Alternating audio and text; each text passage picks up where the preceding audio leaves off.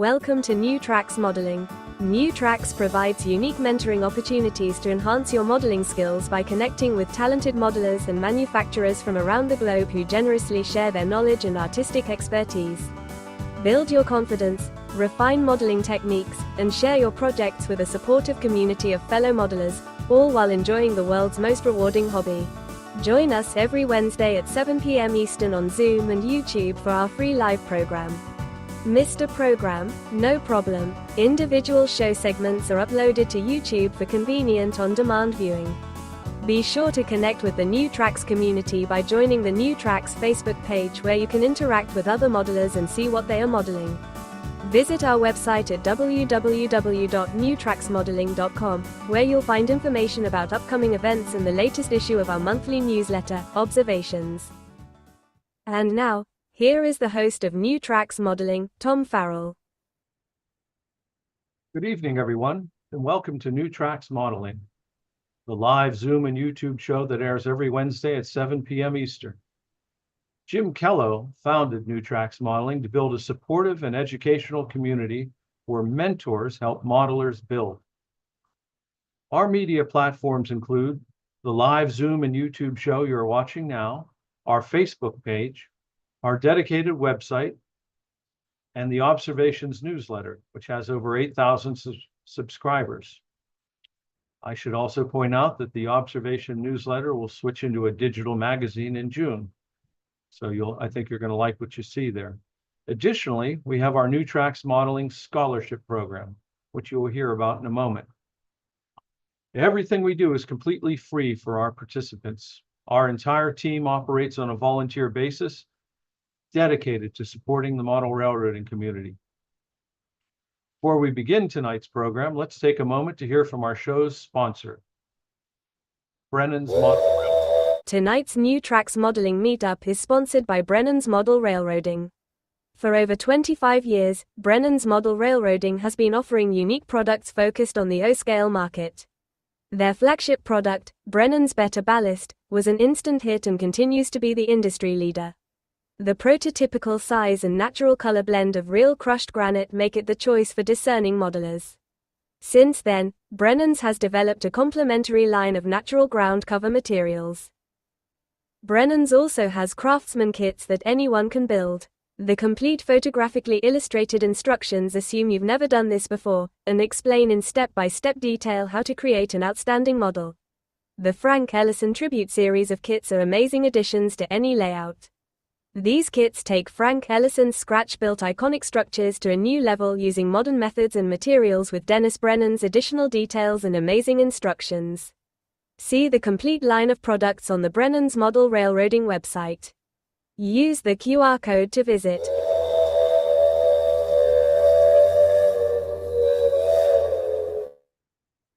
Next, I'd like to review tonight's program, and I will highlight this. Everybody see that? This evening we have Tom Yorke, who I think you all know how much I admire him and his work. And he's going to talk about the virtues in modeling in GN15. And he's going to show us some of his scratch builds. And before he does that, I'm going to give him a quick interview. And then we have our popular My Build show, which features models from our viewing audience, the Zoom people and the YouTube people. This evening's theme is freestyle, anything goes, and it's hosted by Chris Corse. Then we'll have the show closing with Father Ron, and then the Caboose is going to feature a Z-scale coffee table layout. So, but before we get started, I'd like to highlight our New Tracks Scholarship Program, if you will, Pat.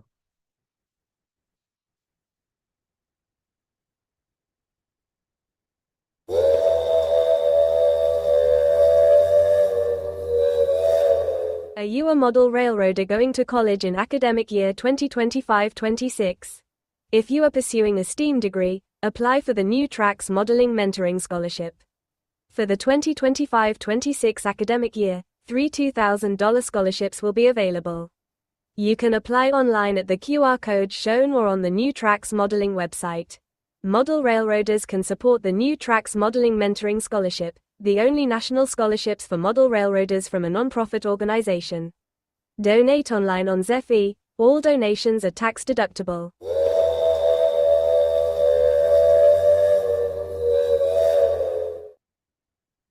Next, I'd like to begin the show, and we are fortunate this evening, honored to have Thomas Yorke this evening.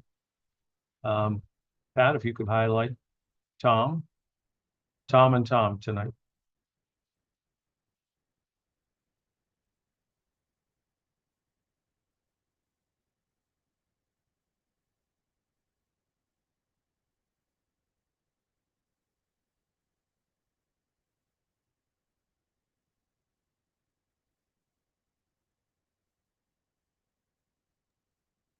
Where'd we go?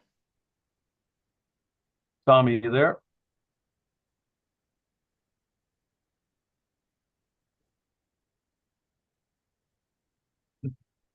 What happened? I don't know. Let's give him a moment to come back on. Meanwhile, I'll do his introduction, and if he doesn't come back on, we'll switch to the My Bill. But Thomas Yorke is a legendary kit builder within our hobby. He is a Disney Imagineer, or was, and did things like Disney Paris, Disney Asia, some other Disney work across the world. And for the past 50 years, while a Disney Imagineer, he made O-scale kits. At first, they were plaster, and then he switched to resin. More recently, he sold his line to Frenchman River Model Works.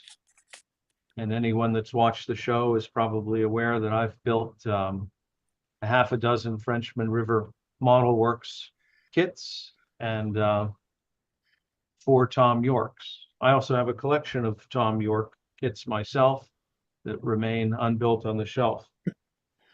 For me, I put Tom Yorke in the same breath as a John Allen, an Al Judy. I'm an amateur impressionist artist. I do painting. And if I had an opportunity to go back in time and interview a Monet or Cezanne or Pissarro, it would be quite an honor. So for me this evening, this is quite an honor because I totally respect the art form of Thomas Yorke. He is a kit maker extraordinaire and a real artist. Now, with that great intro, hopefully he's here. Yeah, can you hear me now? Yes, sir. Okay. Well, I couldn't do any better of an intro than that for my hero, Thomas Yorke. So I'm not sure why we don't have him spotted, but there he is. There he is. Terrific. Welcome to the show, Tom. Thank you. And just really excited to have you here. And before we start, jump into your latest modeling, let's have a quick little interview with you. How did you get into model railroading? Probably my father. When I was about 4 years old in New Jersey, he built the little railroad for me, which was a wind-up, a Marx wind-up. And he started out as an artist, but when he was in school, the nuns told him artists were a dime a dozen. Do something that's useful, become a mechanic. So he became an airline mechanic. And as far as I'm concerned, he wasted his career because he was starting out to be a very talented artist. And my brother and I got both of those, got those genes. This is about you, but I have a similar story. I wanted to take art in college, and my dad said the same thing. He said, He said, why don't you take a degree where you can actually earn a living? He said, if you want to do art, do that as a hobby. Here we are. Yeah. So, and what was your first layout? What scale did you model? S. S scale. Was And that then I American went to Flyer? SN 3.5. Yeah, it was American Flyer, but then I got interested in narrow gauge after I saw my first book, which was Last of the 3 Foot Loggers. I've still got that book, and it still smells the same. It's a great smell. I remember it very well. But I then went to SN 3.5, and I rebuilt some HO locomotives, Touches and a Climax, into SN 3.5. And then you had a long career in with Disney. How did you fit in becoming one of the legendary kit makers in O scale? How did that come about? Well, right after I was hired, I met Mike O'Connell, and we became friends. And he was starting his kit building business and sort of talked me into it. He was doing detail parts and talked me into doing structures. And so that's basically how I got started. And the first kits were plaster. Yeah. Well, actually, the first Fiberglass. kit was wood. Okay. I did 35 of those hand cut. Sold about 15 of them through a hobby shop, which never paid me, and took the rest of them. And so that was the start of my business. Welcome to model railroading. Yeah. And then you switched to when was your first resin kit approximately? Oh, mm, maybe about 20 years ago, I guess. Uh, Approximately that. No, that it's my assumption that you build the kit, like I scratch build, you build it in a conventional manner and then you make the molds. Is that this, is that's basically the upside of it? Actually, I make the patterns. Okay. I don't make the model first. I Oh, make I make the patterns and then I make the model from them. okay. So that's I didn't understand that It's little bit of it's information. all in my head, really, to begin with. I'll do some sketches, depending upon how complex the kit is, but usually it's designed in my head. And Sometimes I make mistakes. I work the same way. I never really do a drawing. I just knock it out, the scratch build, and then it is what it is. Do you do those? Pretty much every kit that I've ever seen from you has one of your drawings or your sketches. Is that typically done post the kit? Um, those are usually done after. Yeah. And I recently we built we've got to see the rest of your M. Spillane uh, Hmm. kit. I built one, and I'm always saying the art in a resin kit is in the finishing of them because they're usually relatively easy to put together, and Yeah. the artistry is in the finishing of them. But the Mickey Spillane kit was the obvious exception to that. It was a challenging kit to put together and many different components with many different materials. And when you're all done with that, you make a museum quality model. It's just spectacular. Well, it was a challenging kit to design. You, It was probably the hardest one I've ever designed. I'm working on one of yours right now from Frenchman River Model Works, a single stall engine house. Do you remember that rascal? Yeah. And I have to say, for relatively short money, the list price is $80. And then they give us I don't remember if it's a 15 or 20% discount. But if you want to talk about a bargain for a kit, I'll feature the finish model next week. but it just turned out to be a spectacular looking engine house. And do you remember making that one up? Oh yeah, yeah. Well, I've got a new one coming, Oh, terrific. which you'll like. It's from a Walker Evans photograph. I did it in HO, and now it's being done in quarter inch. It's Cherokee Parts Store, Okay. which was from the Atlanta area. The photograph was 1939, and it was only a front view. I had to Imagineer the rest. Something But you're well familiar with. I just finished that one. Is there, I mean, everything is basically, you're not really modeling prototypes per se. That's an exception, correct? Yeah, I've done probably about 7 or 8 prototype buildings, but everything else has been out of my head. Do you presently have a model railroad? Yes, and it started out as ON30, and a number of years ago, and I stopped working on it because I didn't have the time. And when I got back to it, it was when I sort of discovered GN15. And since the track is basically the same, I just converted it into GN15. Which is a great lead into your PowerPoint. So this evening, we're going to share some of your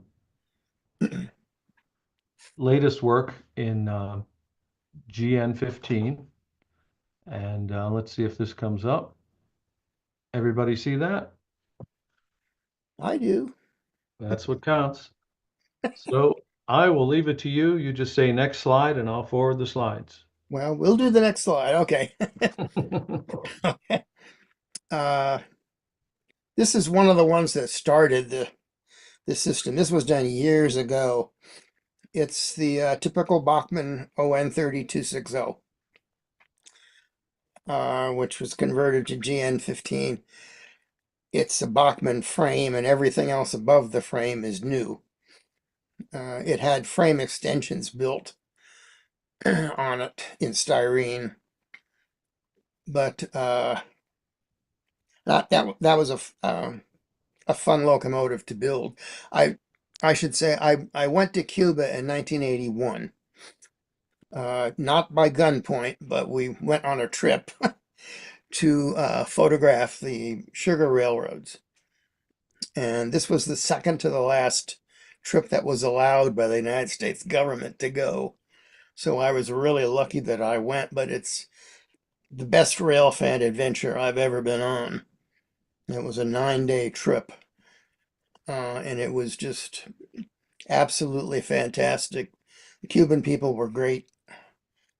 Um, Lots of railroading, and it was just really fantastic. But that's what got me interested in doing a sugar railroad. But life got in the way. So, yeah, okay. This one was from my Cuba trip. The first thing that I said when I saw this was, this looks like a missile silo. Uh, and another manufacturer did this from my drawings without my permission and said it was the missile silo. And I tried to get him to admit that he stole that from me, but he never would. Um, this model, I did the drawings in quarter inch. This model is done in quarter inch, but that's a half-inch figure. GN15 stuff is so small that a half-inch scale water tower would be enormous.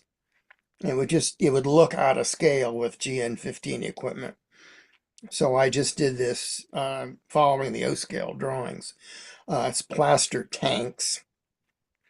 The base is a chunk of styrofoam carved, and all the piping, of course, is plastic.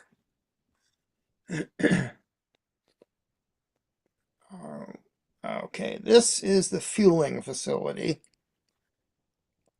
which is not quite finished. This was taken from a prototype.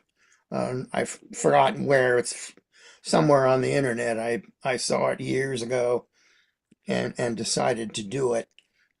And I think there's one more shot.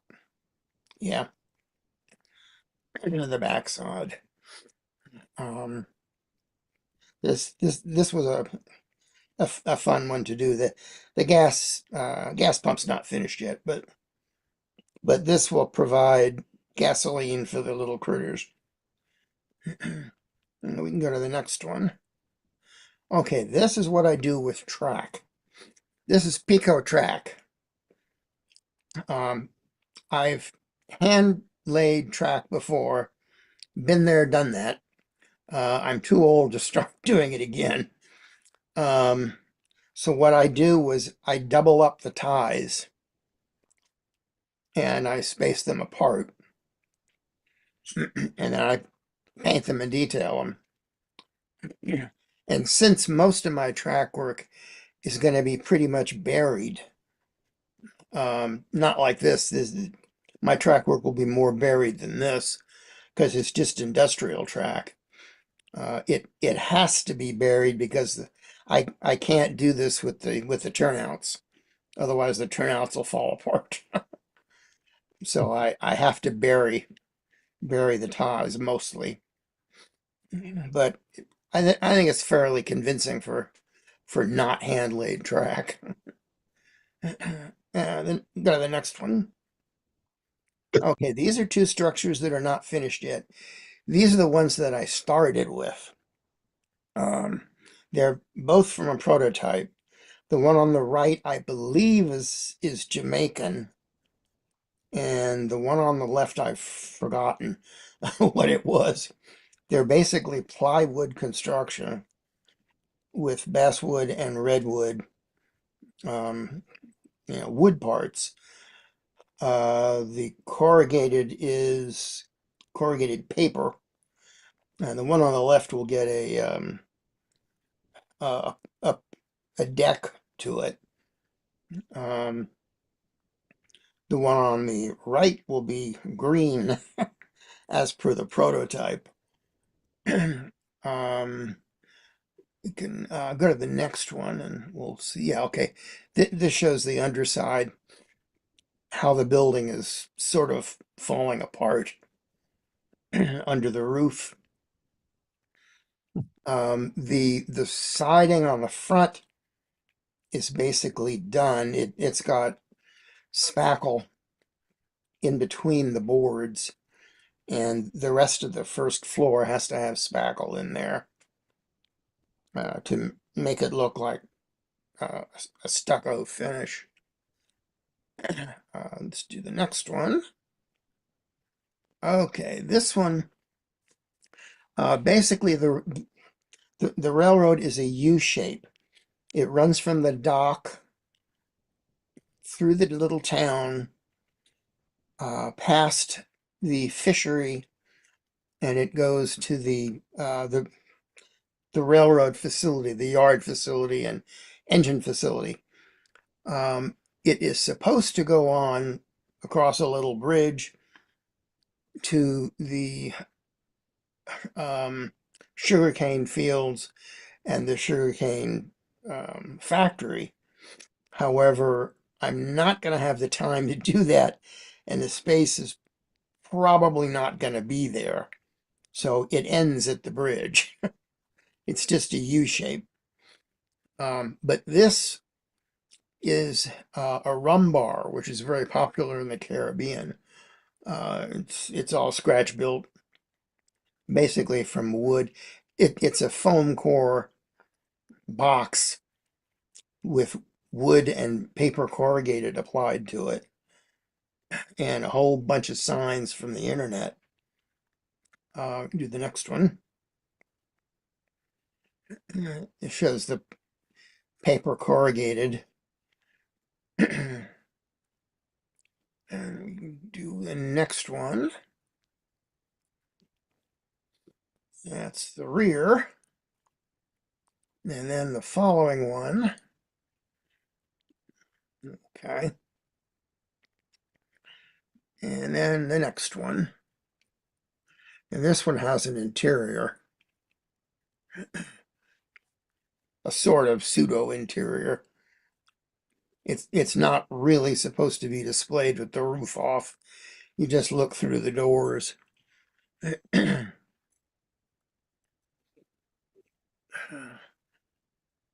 Okay, all right. This one started out as something else. It's the top floor, taken from the top floor of a building, I believe, from Jamaica. And I added the front entrance to it under the tower because it, of course, was second floor, so it didn't have an entrance. This is going to be on the dock. It's going to be the restaurant, the fish restaurant. It'll have a sign in the front, and then on the rear, which is on the left, it'll have a patio, which is the eating area.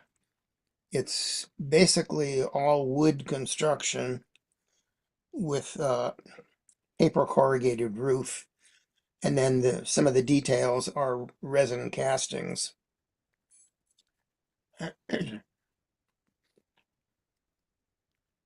This was a fun one to do, but it's not finished yet.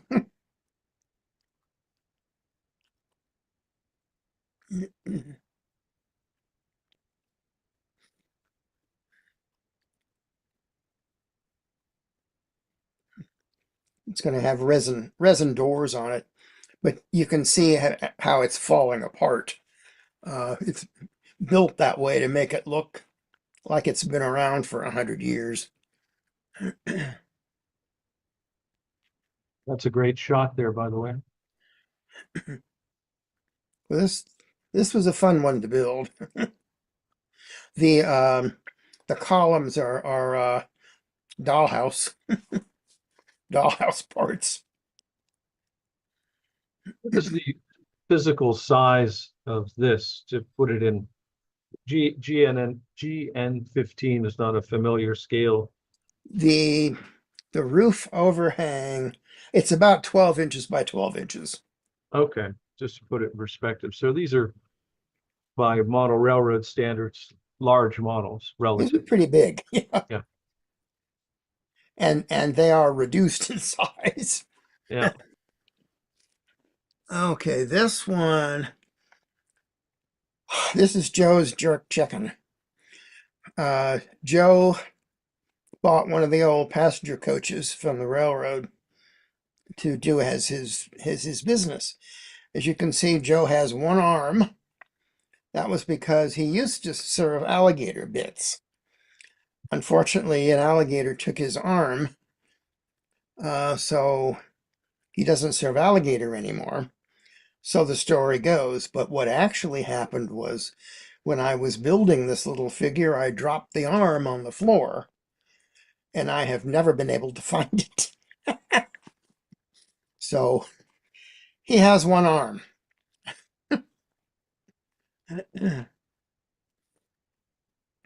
And he likes to drink beer. How'd you make that chair? Uh, the chair, I cannot lie, is a dollhouse furniture. It was just weathered. Okay. It's actually about $15. It's about a half-inch scale dollhouse. Um, dollhouse furniture comes in really handy in half-inch scale. It's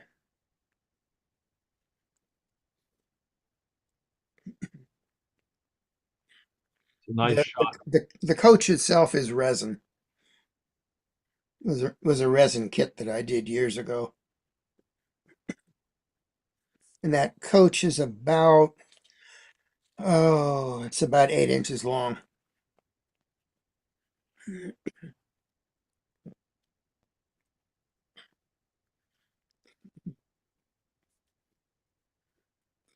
But tell us how you do how do you get that effect on the resin? What's the first step you do? undercoat. So you First primer thing it. is, Yeah. first thing is primer. I use various primers. I will either use white or gray or brown. It just depends on what side of the bed I get up on in the morning. That doesn't really matter to me. And I use acrylics. I use acrylic stains. I'll usually start in this case. Well, the brown was a brown stain, and I started really really thin to where it almost doesn't coat, and it takes several applications to get it to stick. And once it starts doing that, you can start building up the color. Now that take that's about 20 or 25 coats. So it's not a one-step process. It takes many, many coats. It's like painting a flat canvas. You have to keep working at it. And then some boards get more work, and you darken the stain as you go, so that gives you a head start in darkening the color. And then the gray was done the same way. It just is done in gray. And then that is dry brushed with a white over it to lighten the gray. Tell us about how you did that roof, which effectively looks like rust. The roof, the piece of corrugated is a a paper product which I make myself from a little oh craft craft tool, which I got at Joann Fabrics. And the roof itself is from Home Depot. It's aluminum. It's self-stick aluminum. It's used for air conditioning. They'll wrap it around air conditioning joints to seal the joint, Yeah. and it does. You can put it in chemicals. It will blacken, um, and then you peel the backing off, and it self sticks. But I didn't do that way. I just painted it, and that's all painted with acrylics, and then dry pigment finish. When you're complete with the model, do you spray it with dull coat or that's Oh just yeah, the raw yes, paint there? You yeah. do. Yeah. Actually, it's sprayed as I go. Yeah. I There use that are technique too. numerous times that I'll spray it. I explained last week in doing part one of your single stall engine house from Frenchman River Model Works that if you don't spray in between the washes, you get what we call in a painting, you get muddied colors. So a technique is you put down a couple colors, then hit it with dull coat, then you start again. Otherwise, it just all turns, mud, Yeah. gray. And sometimes it will pick up the color. Yeah. So you do the same thing. It's good that I'm in the right on that one. Well, I'm not sure if there's a right or wrong. It's Yes, there whatever is. works for you. Well, that's a fantastic, I mean, the photo is, the composition's another thing. That's a, really nice looking photo. And see what we got next here. This is the end shot. And that's a resin kit you did years ago. Yeah. Yeah. The Coke machine is a Japanese model. Really a nice Coke machine. I see the compressor below, so they didn't Yeah, miss any heat compressors shrink. in it. Yeah. And very nice. Excellent work. You just have to search the internet for parts. You've got a electrical power panel there. Yeah. There it is.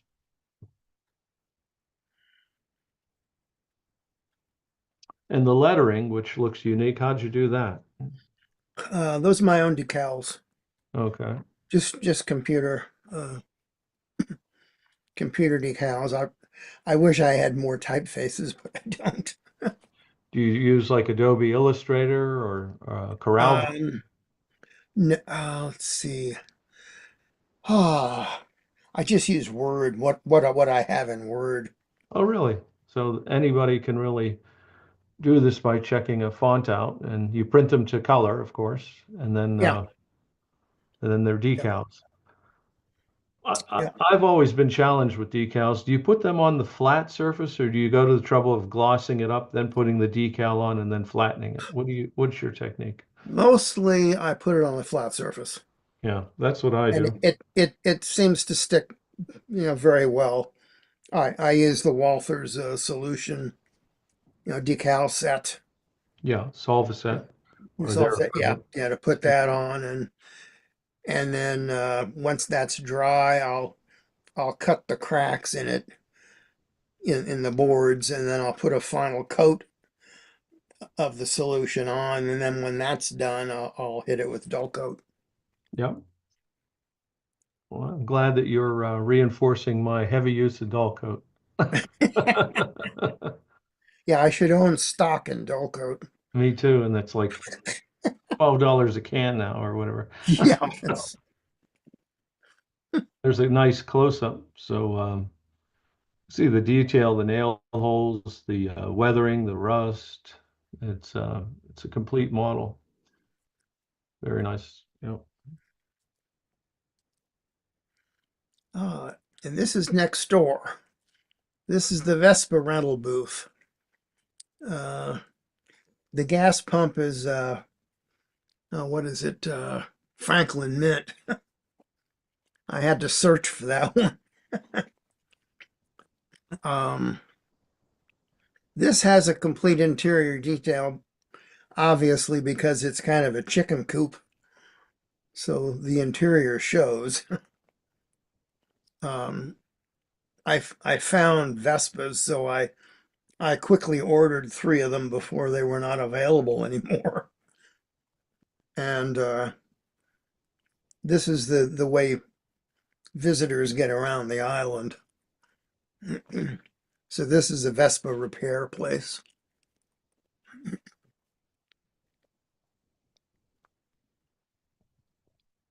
Like the pigeons up high there.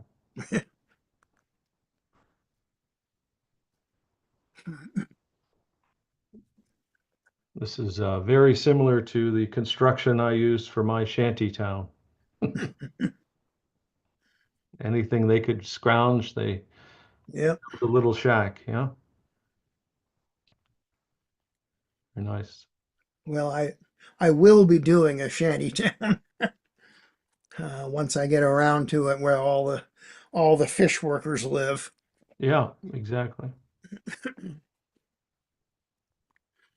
Okay, this building was one that I did from urethane foam,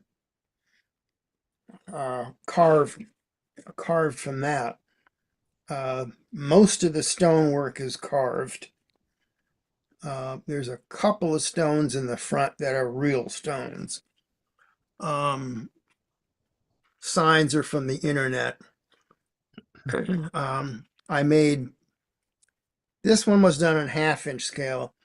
Then I made a kit in O scale, and Frenchman River has it, and I did it again in HO. So this had three scales done. Would you say that, I mean, to state the obvious, it must be difficult to achieve this kind of detail in HO scale, I would guess. Yeah. uh, yeah, this is one of the reasons why I like 1/2 inch, Even because the you nose can scale. put a lot of detail in it. Like I think there's a detail shot of the electric meters, but those have paper uh, faces to them.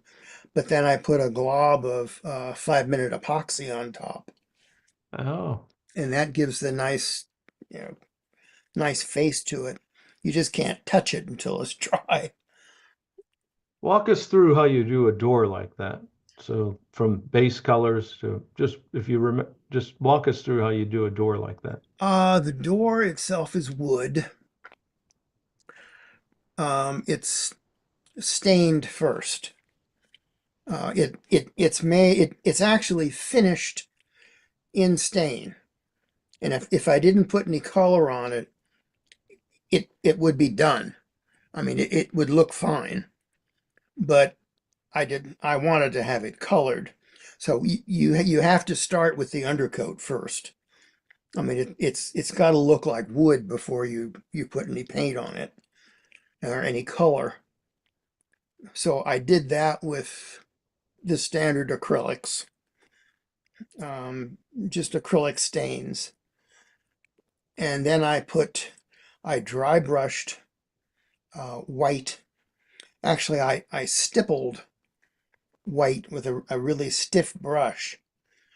I stippled it on, not all the way over everything, just semi over the door. And then I picked off parts of it with an X-Acto knife. And then I added the other little pieces of wood um, reinforcements on the door, and those were painted with a small brush. And then switching to the stucco, that is a spackling compound, is that correct? That spackling compound apply. Um, I will carve the the the underside first, and get that and carve all the stonework in it, and then I will apply a coat with a palette knife of spackling compound over that, and when that's set, I will sand that lightly, not to get it smooth, but just to get the rough, knife marks out of it. And then I will put all the cracks in it and holes and things, and I will chip away where it's chipping away from the stones. Um, to make with a knife to make that look like it's actually chipped, and then score the lines in it, and then it gets painted. Absolutely excellent. Uh, there's the Yeah, look, close-up. there's a detail of the door. Yeah, Doesn't get but any you better than that, my you friend. can see this the stones don't fit each other perfectly. That's one thing that incorrectly that people do. The one stone fits exactly into the next one, and real stones don't do that. That's correct. Very, very occasionally, they'll almost fit perfectly, but so they have to, each one has to be rounded out and carved by itself. And there's a little lock on the cabinet Yeah, that's on the hanging down there. The pipe extensions aren't put on yet because the building isn't put down in the scenery yet.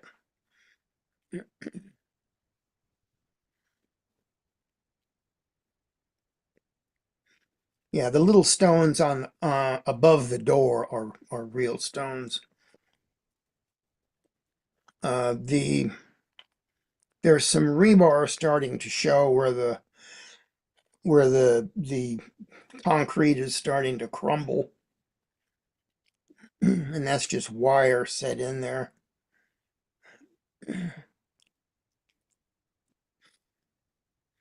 This this building is also done in foam. Um, this is the entryway to the Last Resort Island, which is a very small island off the coast, which used to be a monastery, but a hurricane wiped it out, and they all left.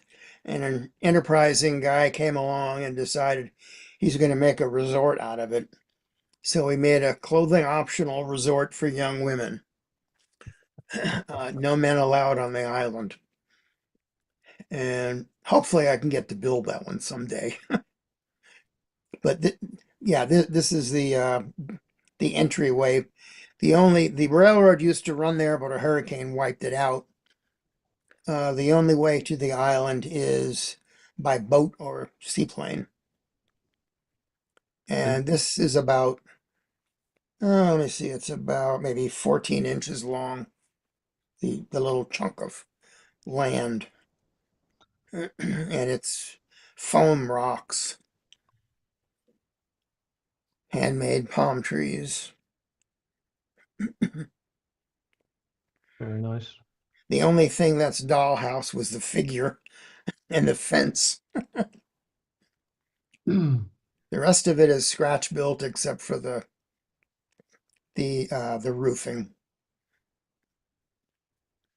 Well, let's open this up to any questions from our live show. And does anyone have any questions on for Thomas? This is a unique opportunity. I don't want to embarrass him, but it's like talking to John Allen. So here's your chance. Yes, I have one. Tom, I thoroughly Yes. enjoy Which, all of your kits, and I have quite a few of them. And one that I really liked a lot, I wish you would build that in HO scale, was the Crestfallen Funeral Home. Yeah, that wasn't a kit. Can I get your permission to scratch build one? Oh, oh, yeah, you can do that. That drawings of it were done in the O Scale magazine. That's on the internet. I always forget the I name. have them. I have them. Yeah, O-Scale Resources. yeah, that's and the drawings were in there. I have them already, but I saved quite a few pictures of that model. I just love that thing. That was built for a client. I was gonna build one for myself, but after building that one, it was like took Well, quite a while. if I ever build you one, it won't be in O scale, that's for sure. Well, that O scale was about 2 feet by 2 feet, Yeah. so Wow. it Well, was I'm HO.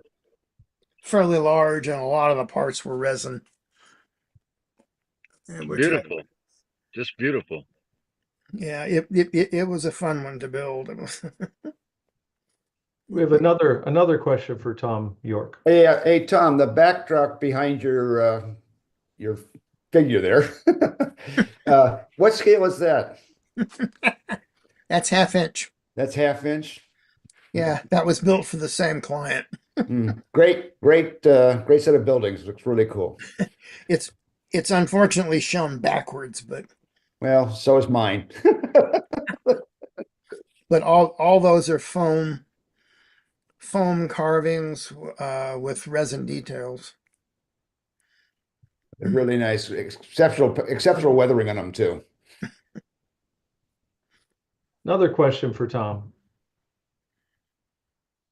Come on, audience. I have a question. No. Okay. Hey, Tom, how did you model the palm trunks in the last piece?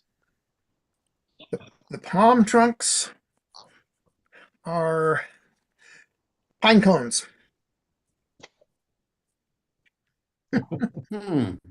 That squirrels eat. So it's just the pine cone part of it. It's all in how you see things, right? Yeah, I mean, one day I was walking along, they're all over the ground. It's like that almost looks like a palm tree. Excellent. Thank you. I have a collection of. Any other questions for Tom? We got a little time here. Hey, Tom, it's Chris Course. One of the kits that I've really always liked of yours was the Rubbles Depot.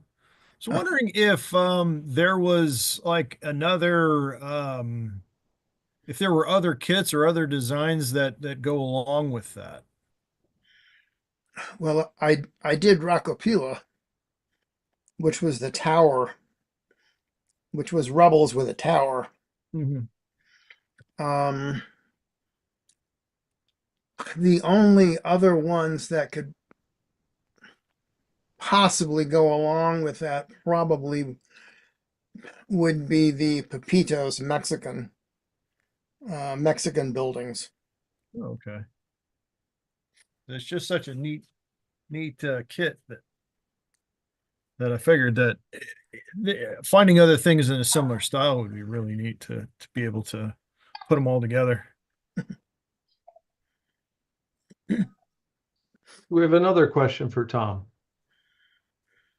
Hi, Tom. I've been a fan of your work for many, many years and loved it all. Um, do you know how the taxi stand is coming along? That's something that I've been very enthusiastic about and waiting Uh, for. yeah, on July 4th, I fell. I know the recoveries you've had to go Hurt through, my and back and it's arm. good to see you in such good spirits I tonight. can I'm only really raise happy. this arm that much, Mhm. and the neck is killing me. Um, Um, the surgeon has said there's nothing they can do with the neck and the arm, ooh.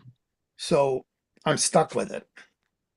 So the only thing that keeps me going is my wife and friends in model railroading. That's Well, it. you have enough friends that I'm sure they'll keep you going for a long time. But And I I'm glad to enjoyed see that. you in good Uh, spirits. that kit is all done. I just had to finish. It's taken me months to finish the Frenchman River kit, the new kit for them. So the next thing on is the taxi That's stand. great. I'm looking forward to that. So I mean, I keep looking at it. I keep passing it. It's all sitting right there. I mean, I've got that to do. I've got a GN15 locomotive to finish, and I've started a new GN15 loco kit, which is a four-wheel climax. That's in resin. And Well, it's good to see you so enthusiastic about something. I think GN15 is good for you.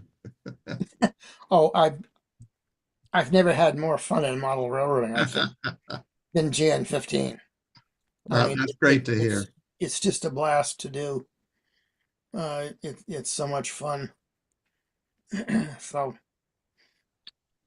Well, thank but you. that's where I am.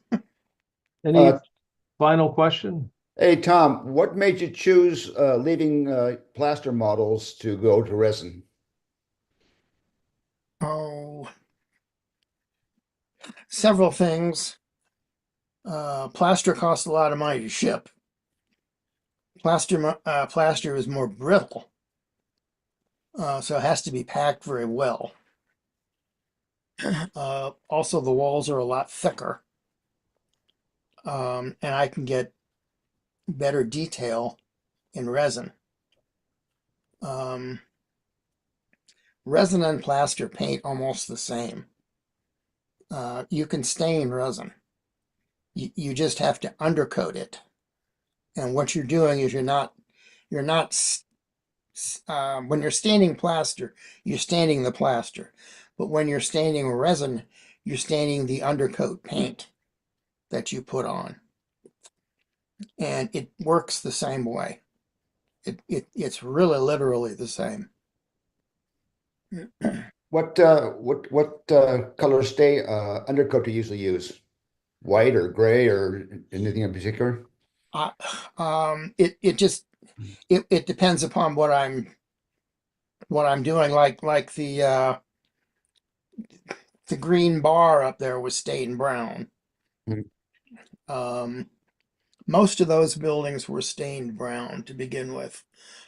But I will stain a lot of stuff with white. simply because it's kind of like a white canvas. Right. It's like well, you paint canvas white with white gesso, and then you start painting. Well, that's why I start with white, and Thank- it picks up the color a lot. Not it's a lot nicer, a lot clearer. The color comes out better. Thanks, Tom. But there's no right or wrong way to do it. It's whatever fits. Right, right. Well, thank you, Tom. It's for me, and I think our viewers, it's a real honor to have a guy like you on our show. Again, I don't mean to embarrass you, but it's always been a hero of mine in the modeling world, and it's a pleasure to have you on the show. We wish you to come back with you made some more progress in some of your latest projects, particularly those locomotives sound exciting. Yeah, And well, next month we'll do the locomotives and rolling stock. well, that'll be great. Thank you again for a generous time that you spent with us this evening. Okay, Look forward to having you back. no problem. Okay, next up, we have the My Build with Mr. Chris Corse, and it's the New Tracks viewers presenting their work from Zoom and from the YouTube channel. And the My Build is one of our most popular segments, and it's sponsored by Model Resource Limited.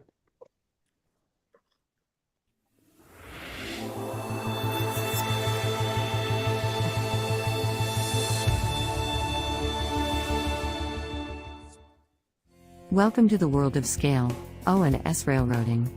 We are your resource for all O and S scale modeling. Both our magazines are advertiser supported and free to read online, download as a PDF, or even print. All advertisers are hot linked to their website, so if you see something you like, just click.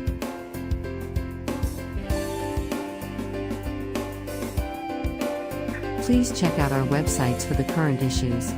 All back issues available free for the O-Scale Resource and the S-Scale Resource magazines. And, if you are a manufacturer, distributor, or retail establishment, please contact us through our website for advertising opportunities.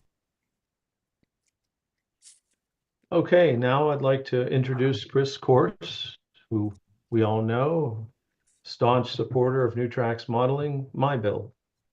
Thanks, Tom. Hopefully, there we go. And full screen. Hello. There we go. All right. Should pop up here in a second. All right. Welcome, everyone. Got the My Build tonight. It's a free-for-all. Oh, helps to use the right mouse. All right. This month, there is no challenge. It's a free-for-all. So we'll, without further ado, we'll head into right into the show. You up, Martin? Strangely enough, yes. All right. Looks like you're first up here. It's the way the alphabet does work. Yes, it does. Okay, so this horror is an old IMP, International Model Products, 1950s era interurban. And this is how the body of it appeared. I bought this a long time ago, decade past, and it's been sitting up on a shelf, and I finally took the body off of it to see what it was like, how much trouble I was really in. And so there's the body. It's not brass, it's steel and wood, tin plated steel and wood. You know, it has a pantograph on it. That's what attracted me to it more than anything. I figured at worst comes to worst, for what I paid for it, I've got a good pantograph, but I decided to do more. So let's go to the next slide. There's the drive. Yeah, it's Yeah, it's entertaining, isn't it? Honkin' big open frame motor, which was missing parts out of it. It's set up for 3-rail, which doesn't help. It's not insulated, and those are brass spoked wheels. And you got a drive that's sort of reminiscent of the interior of a Waring blender. So it's that's not going to be kept. Well, at least most of it won't be kept. So hunk of wood with a hole in it, and there's another truck on the back. But okay, so let's go see what did I do to this. Okay, so I threw away all those gears and boxes and so on and so forth. Built a power truck using a drive unit out of a Weaver RS3, I think, chain drive tower, nice big healthy can motor. I saved the side frames and rebuilt them into that truck. Sadly, well, the wheels, the nice spoke wheels in that truck just didn't survive the experience. The ones in the trailing truck I took apart and re-insulated at the axles. That was an adventure in itself, and required pulling the wheels off, adding a layer of Teflon tape insulation and putting it back on, and some colorful language, and it was insulated. So let's go to the next slide. Out in the driveway with some cans of paint. We've got it's actually a dark gray roof and some sort of red primer siding. Just repaint it all, put it back together. Next slide. And there it is. So we put it all back together and put the pantograph back on top. There's those are, I've forgotten, some sort of metric screw that was down into the wood. Put it back the way it came. Lots of judicious amounts of CA to hold things together. That trim piece up on the top is several pieces of metal that's embedded into the wood. Just took a little bit of persuasion to go back and be nice and tight. So there should be one more slide, I'm hoping. Yeah, there it is. Yep. Oh, you can see it's. Someday I'm going to have to take it. The body is just resting on the wood floor. I have to take that.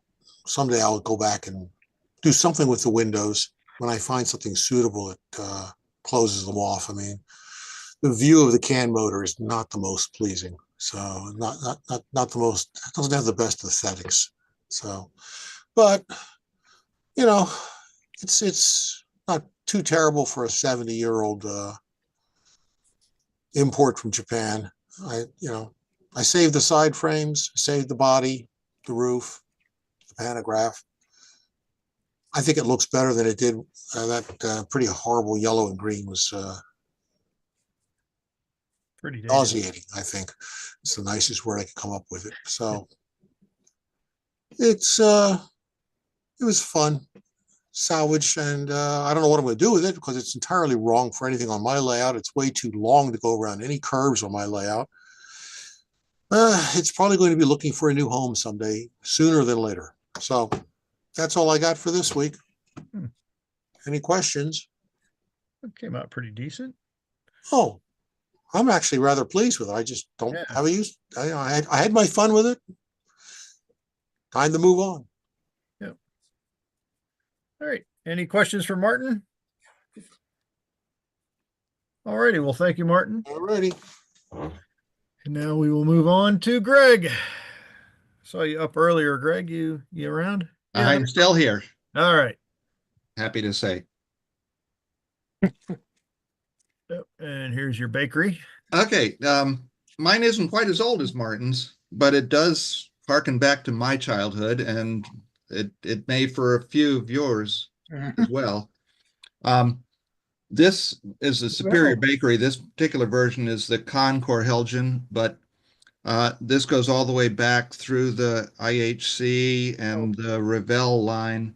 All of those old Allen Armitage Armitage designs. And I remember building this one and the engine house when I was a kid and had my HO layout. And I found this kit and the Weekly Herald, its sister, at the Timonium show over the winter for $10 each. And I said, okay, I've got to try putting it together again. And maybe this time I can make it look like the picture on the box, which I was not able to do when I was a child. Next slide. Now, I opened it and I was happy to see that everything was inside. I was not happy to see the little note that comes from Helgen Concor talking about how these dies are so old that there could be some excess flash, which is an understatement to say the least. There was a lot of cleaning, a lot of carving pieces off of the sprues, but it was done. The only thing that I wasn't really able to use out of the kit were the windows. They were a little warped. The plastic walls, having sat for, who knows, 30 or plus years, also had a few interesting bends in them, but I figured I could get around that. Next slide.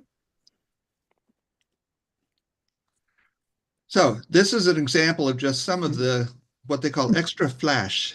There were a few places where some of the small detailed parts, you had to actually carve it out of a solid piece. But it made it a little more interesting and it added a little bit to the charm of it. You know, I can imagine the guys running this operation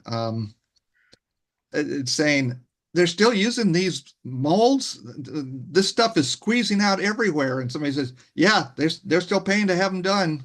Put the next one in. But it was fun. Go to the next one. So again, in my attempt to make it look like the picture on the box, I went ahead and painted the walls a blue that was a pretty close match to it. And also painting them makes them look a lot better than if I had just been working with the plastic. Next slide. And I did the same thing with the windows. I just airbrushed them. And there was something interesting about one of the windows that I'll show you a little bit later. Next one. As I said, a couple of the walls were a little wavy or twisty. So in putting them together, I used some bracing that I had, which helped a lot, and then used weights while I was gluing everything together. And I got a pretty rectangular shape out of the thing when I was all done. Next slide.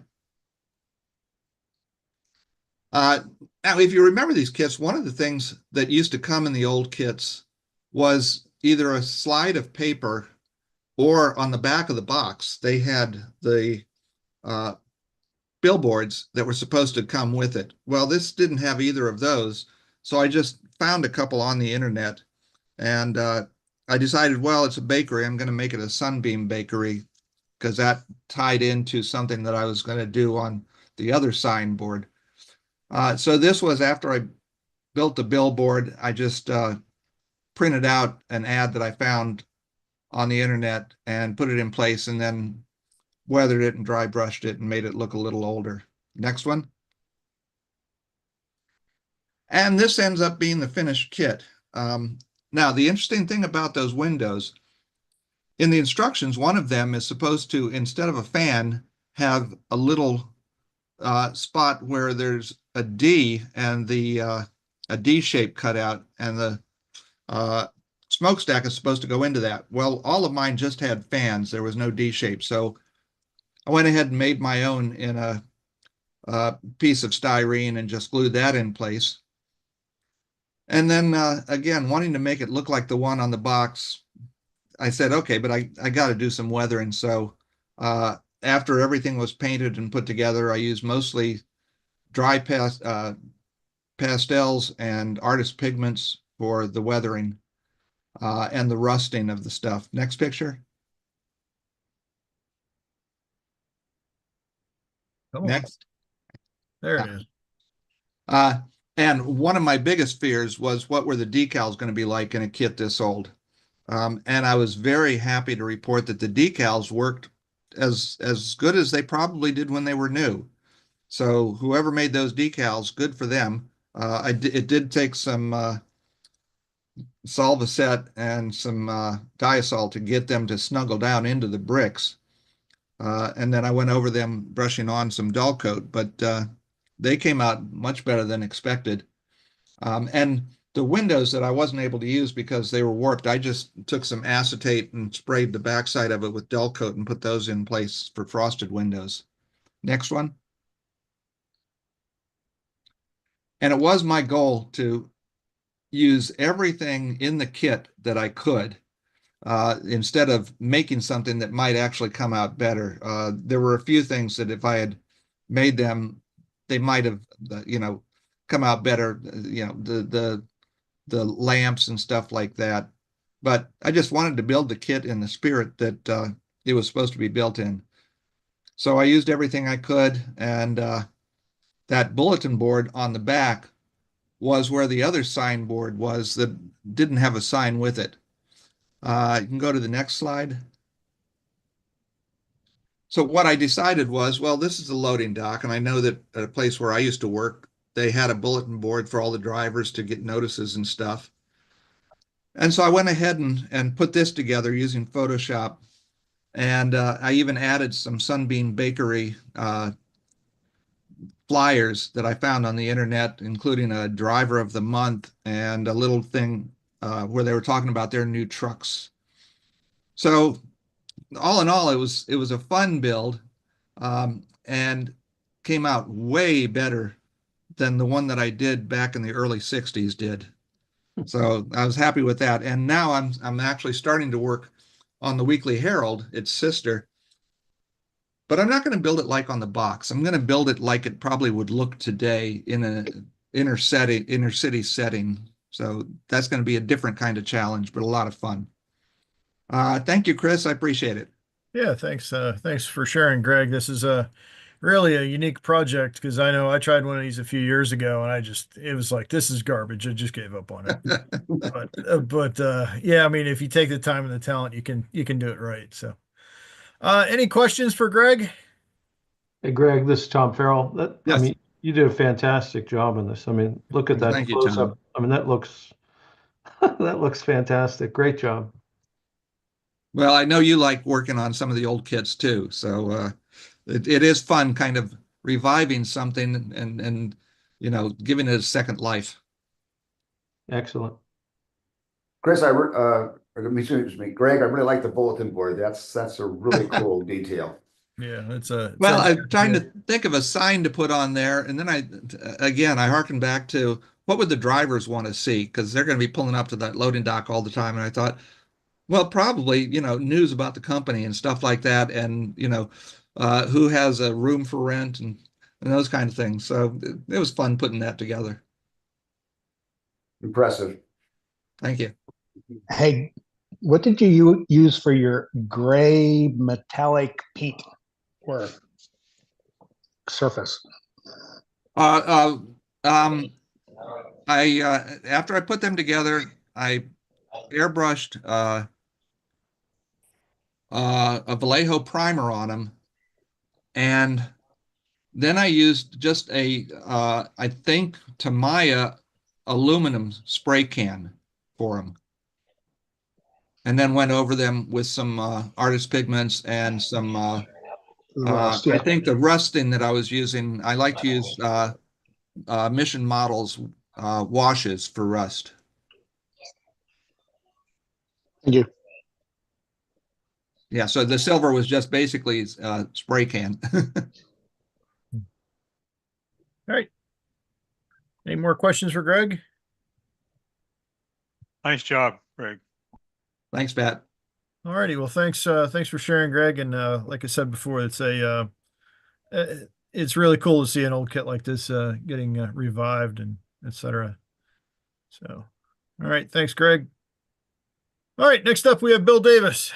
I heard you chime in a minute ago, Bill. I'm here. Ready? All right. Here we go.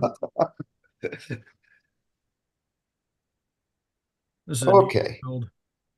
This is a Bachmann ON30 combine that got butchered in many ways by me. Um, the door is a Grant Line door. I shortened it down to like 20 feet, and it well, it was just something I just wanted to do, like the little John Allen one that they had in the that he built in O scale with Grant and stuff. Next slide. So I fully detailed the underframe, scraped everything off there, made all new bolsters and toolboxes and truss rods, full brake rigging. The wheels are plastic, actually. So they're not the greatest thing in the world, but I don't run much stuff. So I mostly just build. The interior was an interesting adventure. I added a partition between the baggage department and the other, replaced the flooring. And I found that Grant Line had a matching door to the cast door that Bachmann had in there. So I was able to make false walls inside there and put door detail on both ends of the car. And then I made interior walls to make the interior complete. Next slide. Next, yeah. Now, I was asked to do a clinic, and so I'd never done a clinic before. When I did this clinic, I did it on weathering, and I needed a car for the clinic. And so my friend Rob Russo had a North Fork Southern covered hopper, and he wanted it done as a cement hopper. So I weathered it out with that. And this is chalks, this is oils, this is about every kind of weathering you can do to achieve the effect. A lot of this was done with using chalks and then going back with water and streaking the chalks with the water to get that rundown look down the side of the car. Next slide. This is the other side of the car. There's a little more of the same rust patterns and stuff, but you can really tell with the red there by the thing. That's where I did a lot with the streaking of the chalks and stuff. It really looks like it's been outside for a long time. Yeah, thank you. The next slide. So this is a cement hopper, and so there should be cement. So I use actual cement up there to get the cement effects on the roof. You can go at Home Depot, you can buy the patching plaster cement stuff. And so I just use some of that cement powder and glued it onto the top of the car. Yeah, the thing I couldn't get over is the walkways. Yeah. Yeah, they were an adventure and stuff. So they're just basically the plastic walkways that run there. I didn't build the car at all. I only did the weathering on it. They're just basically the plastic walkways that came with the model, and I just using chalks and oils and stuff like this, weathered it out like that. Yeah, it looks like it was either really difficult to put together or a happy. Hopefully, it was a happy accident that they just kind of got a little bit of that beat up look to them. Yeah, what was it? I just kind of interesting. I talked to the president of the Norfolk Southern Society, and this is the real Norfolk Southern. This is not the later merger railroad. And I said, it's pretty weathered. Did they get that bad? He says, that one looks really good.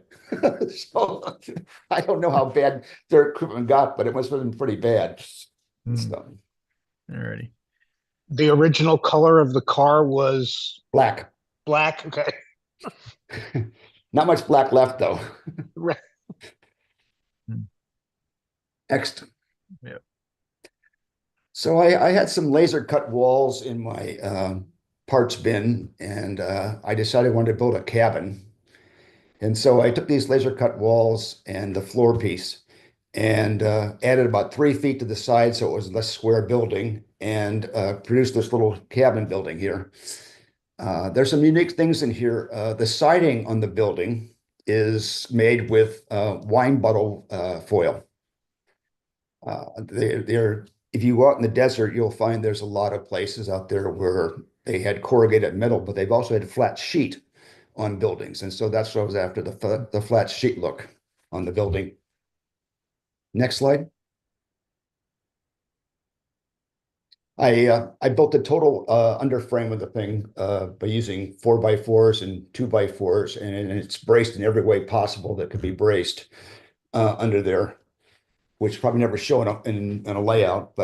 And the roof was Coke can that was ran through my friend's corrugator, and then I used multiple layers of weathering and finally a wash of red rust, and you got the reddish red rust color over it.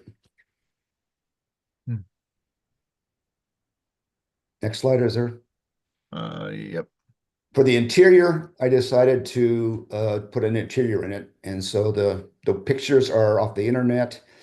The bunk beds are scratch built. Actually, the bunks themselves that are in this bunk bed are plaster castings from Tom Yorke when he did the jail building. The table is a dollhouse, quarter-inch scale dollhouse, the table and chairs. The things on the table are just some castings I had in my parts bin. And this spittoon is the same thing. The boots, I cut the legs off a poor guy years ago for the boots, and so I finally found a place to put them. And so there's a figure that is in a building or something I built at one time with no legs. And the wood pile is just cut up twigs. Next. Very. And that's the other view. The cabin, the little storage bin is a plastic casting. You can go on the eBay and you can buy for really cheap this dollhouse furniture stuff, and that was one of the things that was in there.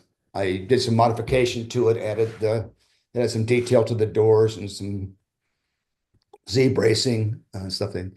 The stove in the corner is just a white metal casting. I think that's it. No.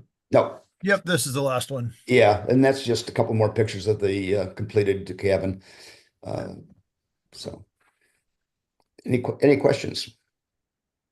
Yeah, it looks like it really did spend some time out in the elements. Did a Yeah. great job weathering it. Thank you. Thank you.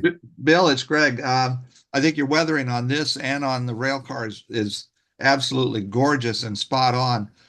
But I think what really struck me was the interior of your car, the tufted cushions. I saw those and said, those look real. I'd really enjoy sitting on those.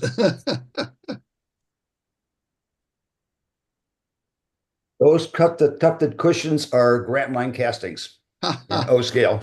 They Well, probably they're have probably pretty hard then, but they sure look nice and soft. well, they would be in real life, but Yeah. in the model they're not that comfy.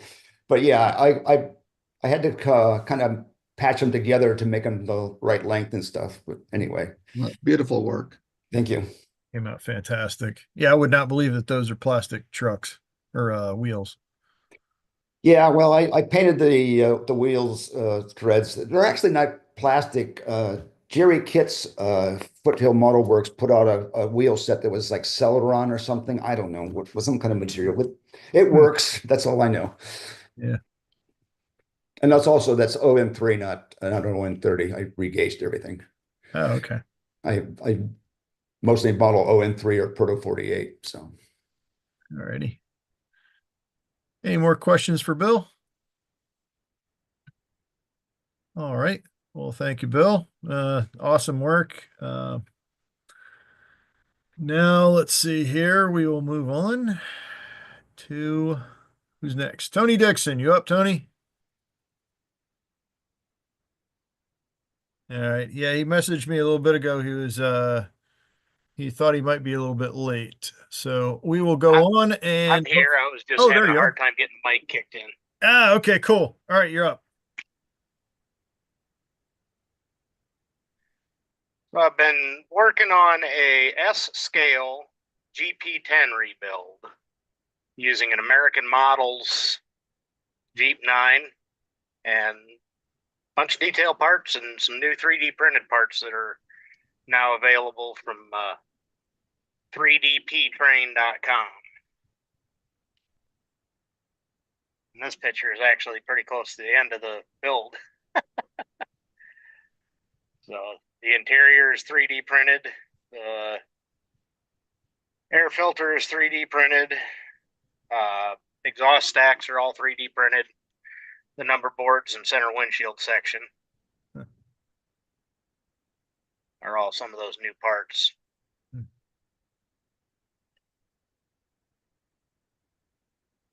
That's just view of it sitting on the chassis. Fuel tank's another 3D printed part.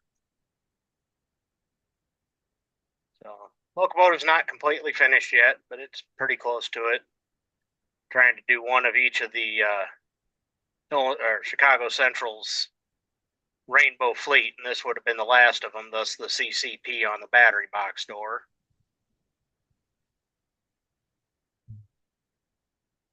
A lot of parts from BTS that are brass, like the handbrake, and the MU hoses and mounts are from BTS, and drop step.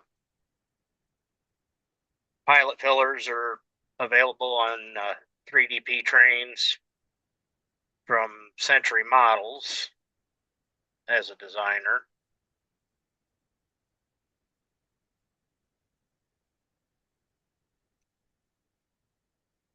There's a nice close-up of the painted 3D printed interior. Now this one was a prototype interior and didn't have the trench cut down the middle of the floor. I had to cut that in, but now there's an interior available on there that's already got the floor cut out to clear the drive lines for the American Models locomotive.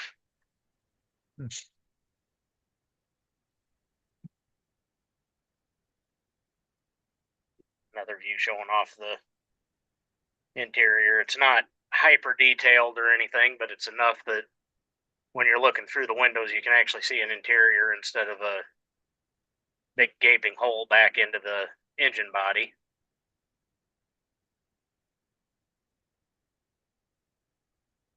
There you can see the hack job that I made cutting it to clear the drive lines. And the truck tower.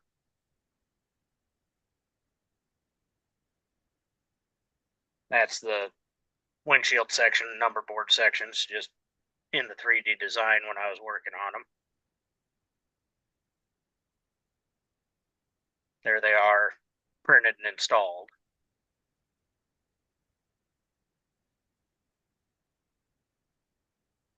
There's a locomotive earlier in the process.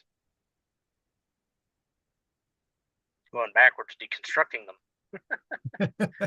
Had to remove and move and add some louvers. I used, oh shoot, I can't remember what the brand is, but they're a resin water slide decal. Archer, that's what it is, Archer. Used it on all the running boards and used the Archer louvers to configure it the way it needed to be for this particular locomotive. Again, brass parts are by BTS. There you can see a chunk of the Archer water slide resin decals down on the running boards. Otherwise, they're completely smooth from American Models.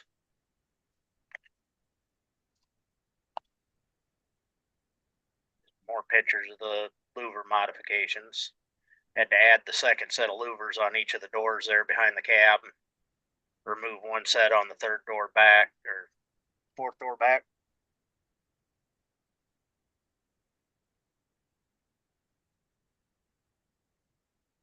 There shows the battery box modifications on the engineer side.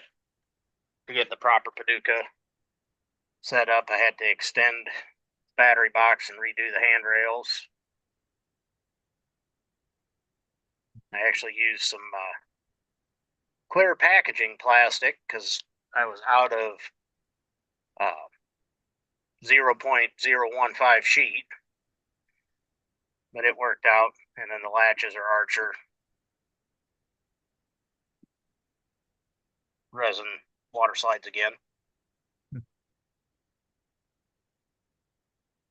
Wow. And you can really see the texture. The Archer water slide on the picture on the left, if you look over on the white styrene from building the battery box out, you can see where the black spots are the Archer resin.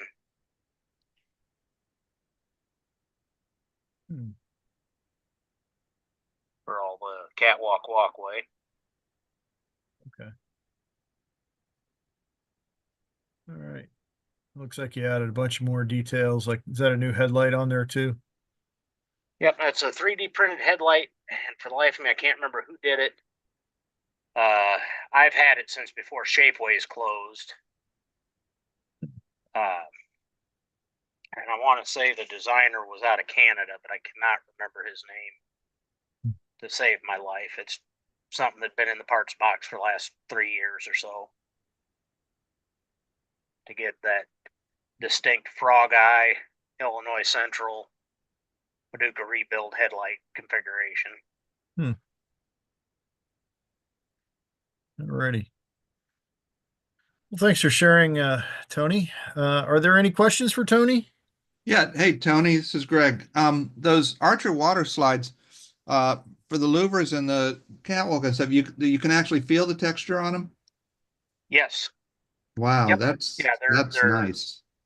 They're resin printed right on clear water slide decal. Uh-huh. And when you paint over them, it's all there. It all shows up through the paint. It's about 0.10 thick, give or take. The resin portion is maybe not quite that much, but it definitely once you get a layer of primer and a layer of paint on it, the details all show through. Wow, and that's what you used on the battery box latches also? Yes. Wow, it's almost like between 3D printing and those, what can't you build? Oh yeah. Well, I know you do incredible design work, and this is just fantastic. So how much, you did a lot of the design and printing on some of these pieces, right? Yeah, the air filters, the cab interior, the windshield frame, number boards, the exhaust stacks on the roof. Mm-hmm. I think that was it that went into this locomotive that were mine.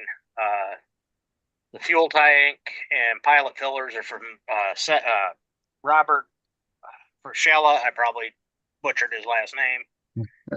He's the one that designed them, Century Models. And they're a beautiful part. I've been using that since the second Paducah rebuild that I've done in that scale. This is number 6 off my bench for Paducah rebuilds. Wow, beautiful. Very nice work. All right, any more questions for Tony? All right, well, thanks for sharing, Tony, and we will move along, provided I find the right mouse. Okay, Jeff Jordan, you up, Jeff? I'm here. All right. We shall begin. Yeah, this is turned into oldies night, I guess. These are two projects that are in very early stages. And you may have seen several weeks ago the representative from Cato USA talking about their little mini diorama units, and that got me started. We bought a bunch of those diorama kits, and we're having kids assemble them at our train show. But to have something operating, I put together one, and you can see the little diorama in the background there. But I decided what to run on it rather than N-scale equipment. I had in my deep files 2 old sets of AHM mini trains. They are approximately 50 years old, and we're still hanging around. Unfortunately, the locomotives had given up the ghost. Their gears were all split, and they wouldn't run. And so I replaced the locomotive with this little fellow you see here, which is a Cato and 109 drive. and a 3D printed shell. And then the cars in the background there are all the little 50-year-old mini trains. And so this ran all morning for our train show. And now I'm working ahead. The idea is to have a little inspirational piece for kids working on the modules. And one end is just bare styrofoam, and the other end will be detailed with scenery, ground cover, trees, etc. And the area in the back there where the module is actually done up as a little pond.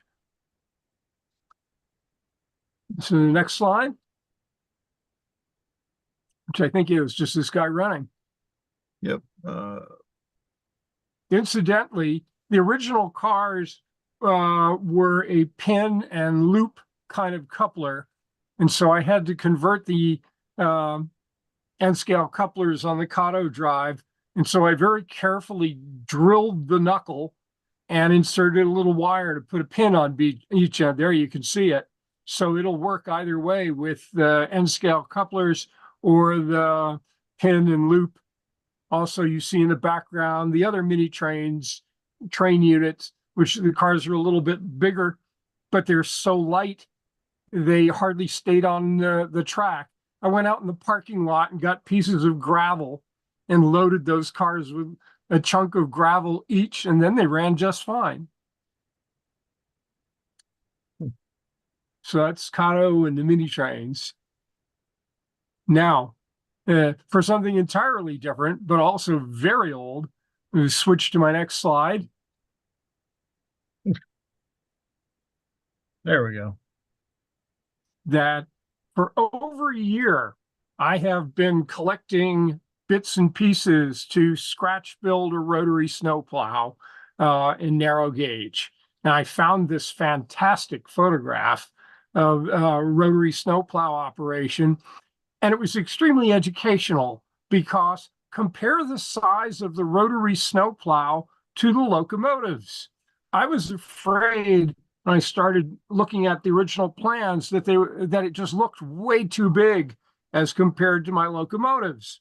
And this photograph demonstrates that that's actually accurate, that these snowplows, including the one on the Rio Grande Southern, actually were built standard gauge, and they just pushed the wheels in to make them narrow gauge. And so they do indeed loom over the locomotive. So this photograph really got me kick-started as to how to size the model, because I had been debating back and forth, should I try and selectively compress it to make it more proportional?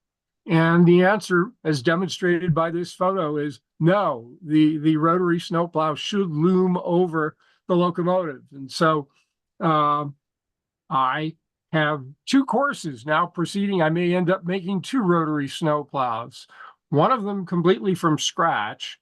The other one is I discovered a 50-year-old kit by Durango Press. They're still around quite a bit in HO or HON3, but the ON3 version is very scarce. And I just happened to stumble over one on Facebook Marketplace and purchased it from a fella in Australia.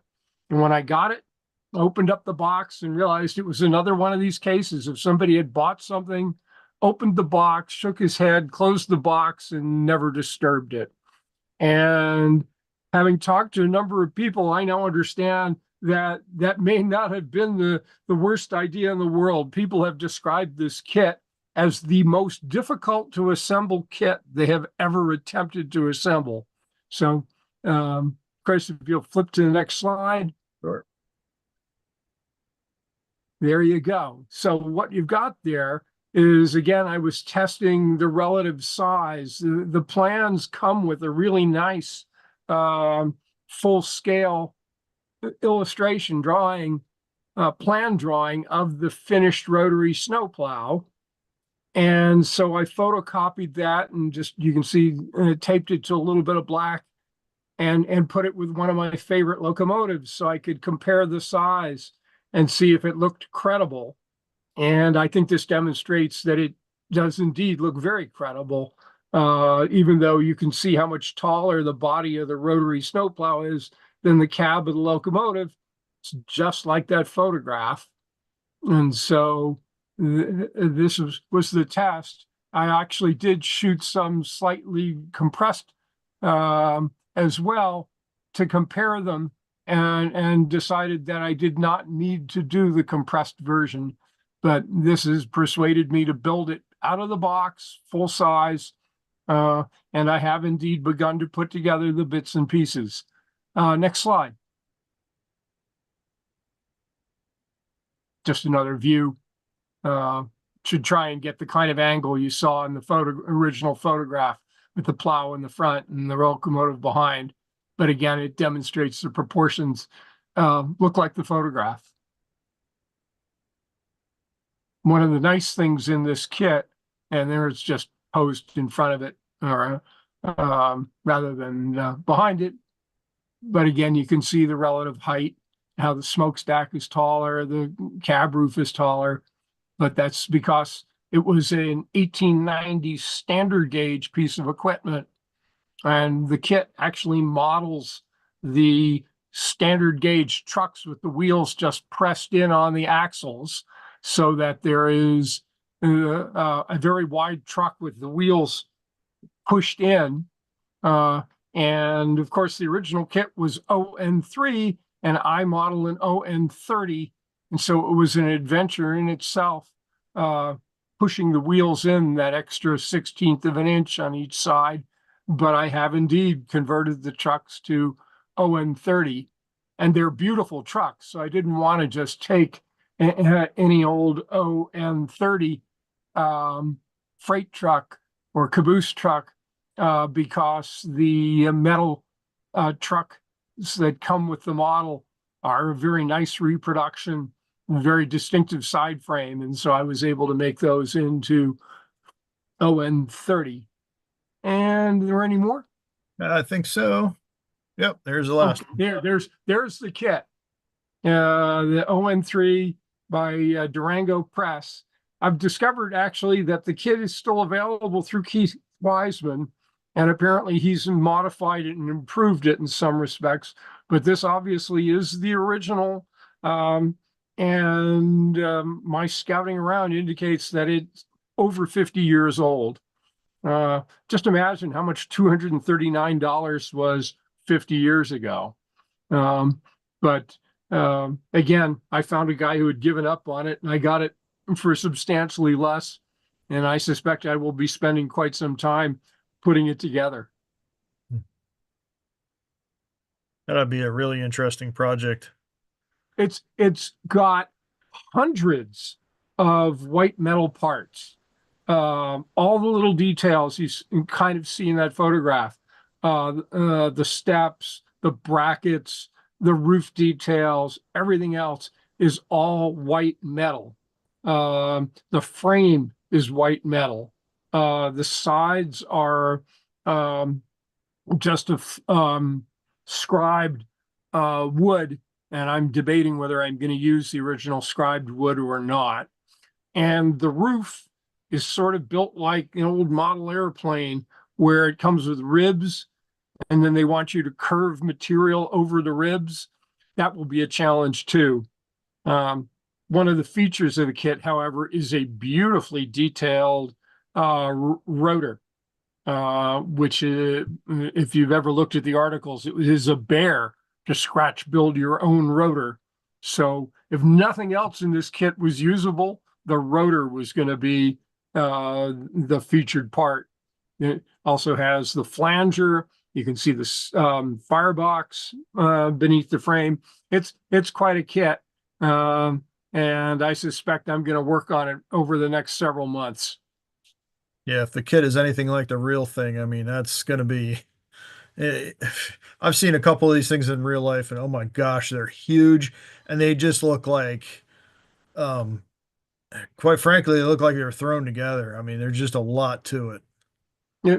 There was a beautiful model. Anybody who was at the narrow gauge convention back in September, there was one somewhere in the neighborhood of G scale or F scale, huge with a complete interior detail. This model, interestingly enough, came with a little coupon that said, we're thinking of building or producing an interior detail kit for this model. And if you want to order that, they're only going to be on special order. Cut out the coupon and send it in. Well, the coupon was missing from the kit, but there was no interior detail parts. And it kind of looks like they never actually did produce the interior detail parts. I will probably settle for putting something in there so that you can't look through it, so that the boiler, it appears to have a boiler in there that blocks the view through. It does indeed come with a backhead for the back of the boiler that fills the back, though you can see the close coupling with the tender, you can't see in there anyhow. But the big feature in my view is the rotor with all the separate vanes, and the beautifully detailed trucks. And so I've wanted a rotary snowplow for over a year, so I'm launching off on this labor of love. And what I learned from it will probably educate me enough to build a second one, scratch, and I may try doing that one just a little bit selectively compressed to see the difference. But that's my rotary snowplow project, and that's my oldie projects for tonight. 2 different models, both 50 years old. Cool. So I guess my age is showing.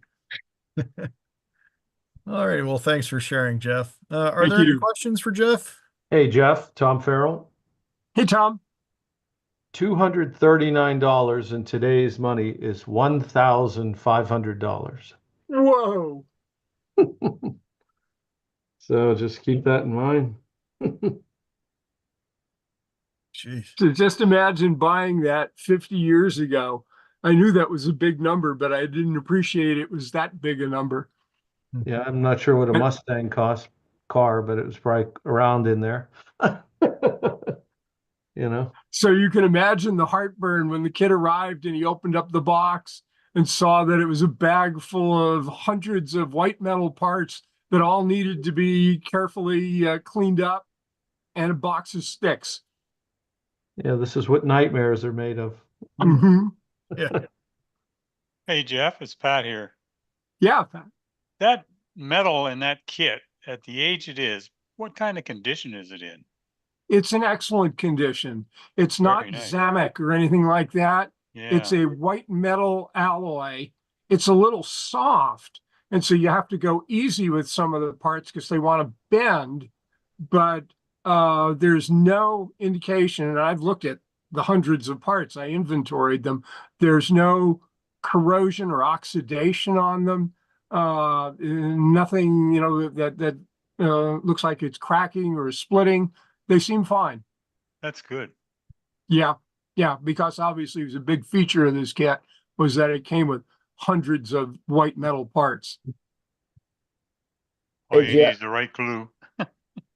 Yeah, if anybody has tips on gluing white metal parts together, I'm all ears. I've watched YouTube videos on the best way to glue and to get super glue to work on white metal. Well, I'll tell you, it's the cleaning it first before you even think about gluing it. You want to clean it Absolutely. well. And Yep, then I clean- used an industrial strength type of crazy glue. I bought some online on Amazon. Very heavy duty stuff, but it works. Oh, I'm gonna go take a look because I've just got the usual Yeah, I know. dollar store super glue. Won't work. Work. Hey, check with Hobby Lobby and look for Crafter's Pick. Okay? Non-toxic, water-based super glue adheres to metals, plastic, glass, and more, and dries clear. What was the name of that again? Crafter's Pick. Pick. P-I-C-K. Oh, okay. What was You the word look at before that that? too? Hobby Lobby. What was the word And Hobby before Lobby. pick? No, it's just Crafter's Pick. That's it. Oh, Craftsman's pick. Oh, Okay. Craftsman, CR. Okay. Crafters, CRAFTER''S. Oh, okay. All right. Jeff, Yes. I have built several Drango press kits over the years, and you're in for a challenge because a lot of things don't fit the way they're supposed to fit. But I have the other monster that Drango Press did, and that's the Marion to build. Yep. I'm aware of that kid as well. Yep. Yeah. But their kits, his kits are very challenging because a lot of times things just didn't fit.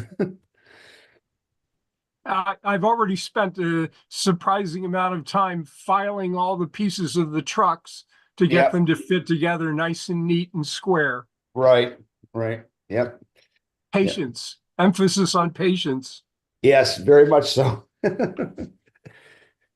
But they're neat kits. I mean, I built the rotor. I didn't build the rotary. I built the flanger, and I built the west side plow, and also the RGS plow by him for a customer. And Oh, okay. challenging, but they were really cool models when done. So watch out for sometime this fall, and you'll hopefully we'll see a finished rotary snowplow. Well, maybe I'll have to get my Marion out, and I'll see if I can get it done by the same time too. We'll see what happens. That'd be cool. Yeah. You have to have it ready before the next snow season. There you go. All right. Any more questions, comments, whatever for Jeff? All right. Well, thanks, Jeff. Thank you.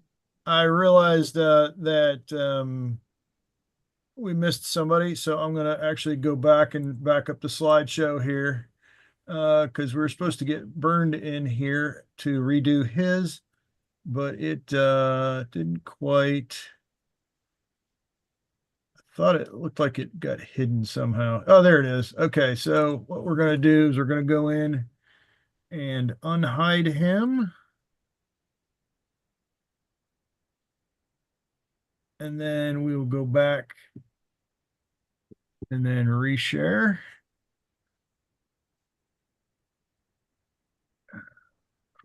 Where was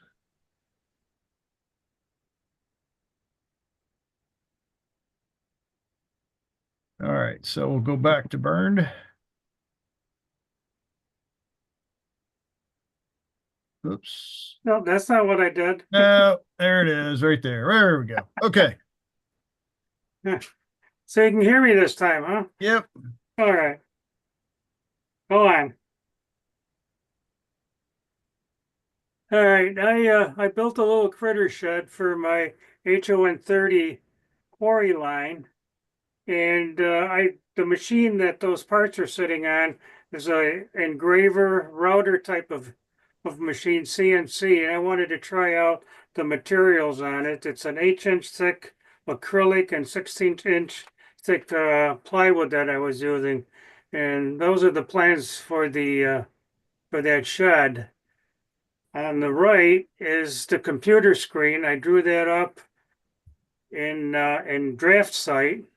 So once that was done, then I saved a DXF file, which go to the next slide. On the left is what that looks like. What you see there is what you need to do is on the CAM program, which is your computer aided manufacturing program, is where you tell the software where you want it cut, how deep you want it cut, and the little green square boxes you see on there are little extra pieces that keep the piece from flying out when you're milling it out, from mangling the cutter or the parter or anything. So once that's done, you get a G code from that, then it goes into the machine. And this is the first time I've ever did acrylic. I decided to use carpet tape, double-sided carpet tape, to hold the acrylic on, which works fine except for one problem. I mangled about I think 3 or 4 cutters before I finally got it down pat. I went down too far, and what happened is the cutter started picking up the glue from the the tape, and it packed the chips. You can see on the cutter back there with the little green thing on the bottom. All that wad that kind of heats up and it melts on there and it breaks your cutter. So I figured acrylic's not too good of a thing to be doing this on. So on to the next one. So once I did get some good parts, I cleaned them all up, and those are all the parts for the shed. On the right is I learned something off the internet. You can use frog tape, and I've got a board on there that is totally flat. You stick the tape down, and then the tape on the you put tape on the 16-inch plywood. And next slide. Yeah, on the left, on one side you put on ACC glue. And doesn't matter which one you do, either on the machine base or on the part you're going to cut. And then on the opposite part, you spray on a what do they call it? One that helps set it real quick. Accelerator. Accelerator, thank you. So did that, and there are all the parts, and there's the cutout parts plus what's left over from the plywood. Next slide. Now I assembled the acrylic first. I'm using a 16-inch thick piece of steel, flat steel, 3-inch blocks, 1, 2, 3 blocks, and a square vise. That vise is a precision vise, and I use magnets to hold it together. You can see that on the right slide when I put the plywood shed together, all the little magnets. It kind of keeps everything nice and square. There's no clamps that you need to use because it holds it solid. Those are neodymium magnets I got from K&J Magnetics. Those are hard to get back off again, but all right, next slide. The nice thing about the engraver router is what I did is I made a tool holder. You can see that up on the upper left. It's a little silver thing. And what I did is I incorporated a cutter blade off of a cricket cutter, one of those scrap cutters. And this is 32nd inch balsa wood that I cut into 6-inch HO scale wide strips to do individual boards, which you can see on the right, which I started on the acrylic one. And I use I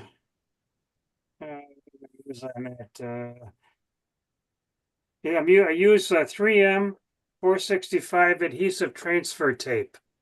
And what I did before I did all that, I stained the boards. I believe I used either an acrylic paint or I used chalks. I don't quite remember. So, okay, on to the next one.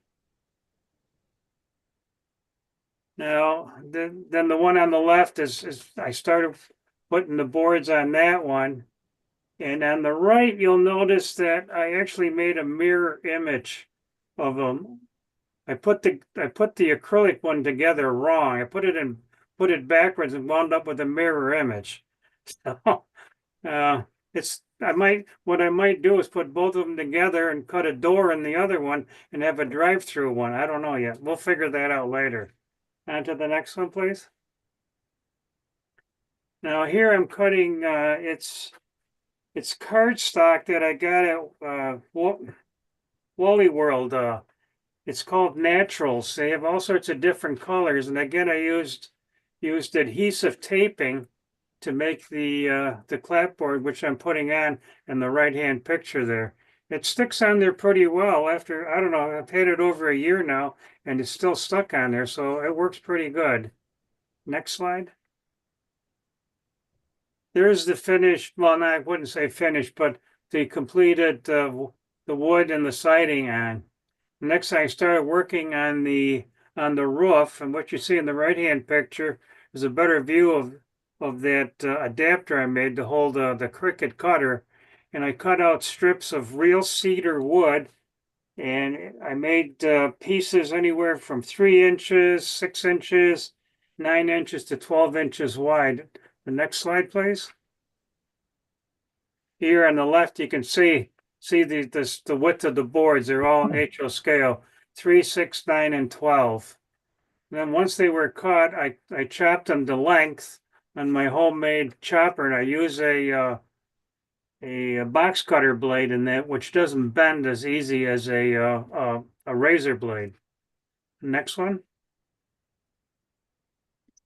And these are the shingles. Once I put on there, I used just chalk to weather them in a gray and a little bit of white. It's the first time I've ever done any weathering on something like that. I think it turned out pretty good. So, are we still got another one there? Yep. And that's the finished plywood shed minus the doors. I still need to do the doors. It was just an experiment, and it'll eventually be put on the quarry layout.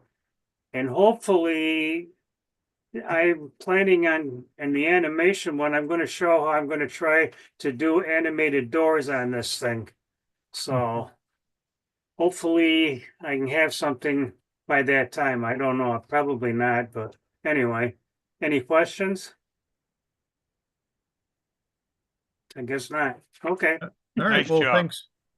Huh? Yeah, look, came out fantastic. Your version did a lot better than than my version. Well, hey, Telling the tale. you did pretty good anyway, Chris. Thank you. All right. Well, thanks for You're sharing, welcome. sticking with it, and giving it another shot. So, Yeah, no problem. any questions for Bernd? All right. Well, thanks again, and we will move on. And I believe the last one we have up is Bill Stimson. You up, Bill? I'm here. All right. We're definitely on oldies night. This is an old fine scale miniatures kit from 1979 that I happened to luck on at an estate sale. I haven't quite finished. Well, I have finished it now, but when I sent Chris the pictures, the roof hadn't been finished. So, and I'll say one thing about Mr. Celios. He certainly provides a lot of details. I've only used about half of, maybe not even a half, about a third of the details on the inside of this, and I already feel like it's crowded. Yeah, if you ever go and see his layout, there are so many details there. I went once and I swear I missed like 95% of what was there. Yeah. Next slide. These are just kind of showing you through the front doors. You can see the hinge detail. They're set up to actually operate. There's a piece of paper behind two white metal castings that actually lets it open and close. Which sort of impressed me. By the way, these are HO, not my usual N scale. So in case anybody didn't know that, most of you probably do. You can go to the next slide. And yeah, the doors and the windows. The only thing in there that's not his is the two figures I put in that I happened to find at a swap meet. Next slide. That's the one that now you can see all the details. And I was impressed with how easily that went together. All of the machinery row with all the little belts. Those are just pieces of printer paper taped together on the belts. And they look reasonably well, certainly for HO scale. I don't know if I would try something else if I were doing an O scale maybe, but in HO they certainly looked well. This one I set up, the rails are HON3 spacing, so that's my intention. I've got this one and one other FSM kit and some other HO scale kits that I intend to put on a diorama eventually. So next slide. And here's some HO scale vehicles. The three in the back are all Jordan miniatures. And I don't know where the front one comes in. That one it was white metal casting, and I don't remember from who it was, but I got it also at a swap meet. Next slide. There are the Jordan miniatures. And as I set this one up, I don't know if you can see it, but as I set it up, the little convertible there, its front tire popped off on me as I was setting the picture up. So there's my excursion from N scale for a bit. I'll be back to N scale in a couple of days. So I think that's it, Chris. Yep, it is. So that's yeah, it's a nice diversion, excursion. So are there any questions for Bill? Yeah, Bill, you said you found the FSM kit at a flea market. Was it like a train show or No, just it was an estate sale for a member of our division. uh He had two of them in his closet that nobody else wanted, and I'm like, okay, wow. I'll take them. Nice find. Yeah, Good job with it. thank you. Hey, Bill, Yeah, when I do my O scale belts, I use brown paper bags. yeah, I would imagine something's got to be better than just a piece of copy paper. Yeah, and there's some very thin brown paper bag out there that you could use for smaller scales and stuff like this. That's true. As for your tire falling off, you need a jack. Yeah, You have the tire laying next to it with a jack and the guy stretching his head. yeah, that would, if I put it like that on the diorama, I will certainly go that route. I think there's a jack in one of these FSM kits, as a matter of fact. So there you go. Old 8-track tapes work great for leather belts. Oh, I never thought about that. Oh, there you go. Yeah, there you go. Maybe even cassettes would work then. Yeah. I don't know if I have any 8-tracks, but I know there's some cassettes in the closet. Yeah. Cool. All right. Any more questions for Bill? Well, thanks for sharing, Bill. And we'll move on a little bit here. All right. The next My Build is April 23rd. And the theme is automation, animation, make it move. It actually doesn't have to move. Maybe it looks like it's moving. Maybe it looks like it's in motion. Something along those lines. Anyway, to participate, please get your photos to me by April 20th. That email address is railrunner130@hotmail.com. And we'll be sure to get that in there. Also, please make sure that you include a brief description. And if you have not participated in the past, please send us a photo of yourself so we can get you a nice little title card going, or intro card. All right, and I think the last slide we have for tonight. The upcoming, we have the voting on the challenge show theme ideas. We have the following nominations, and once we get a ton of once we get a bunch of nominations together in May, we will take and put those into a Google document, and then we'll have people go ahead and vote for what they want to see for the next year for the challenge shows. So far, we have tools, dilapidated stuff, vehicles, passenger cars, bridges, freight cars, track work, backdrops, scratch builds, water, and of course, anything you could possibly fit into those categories. I know last year we had oddities that I think probably people had a lot of fun with, but it didn't get voted in, so that may make a comeback on the voting. So anyway, if you have ideas for those themes, please drop me an email, railrunner130@hotmail.com. Have those ideas to me by May 25th. That way we can put them in that survey. So that's really all I had for tonight. I think we had a good show. Thanks to everyone that participated. And I'll turn it back over to you, Tom. Great show, Chris. And I just want to say how fantastic the modeling was from beginning to end on today's show. Just some spectacular My Builds in there. And of course, Thomas Yorke. So that concludes our show. We're going to have Father Ron close out the show, and then we have a a caboose to run on a Z-scale coffee table. Before we do both of those things, we're going to run the NewTrax donation video. And I encourage you to make a donation.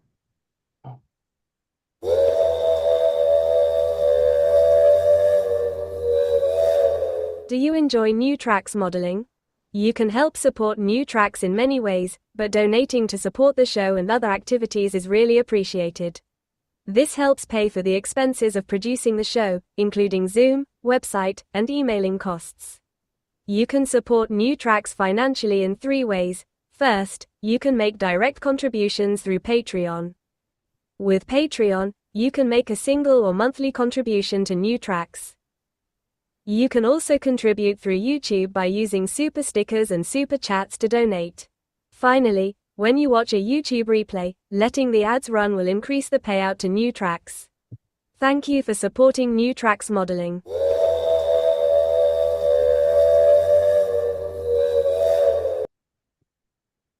Okay, now I'd like to put Father Ron on, our tradition of closing the show.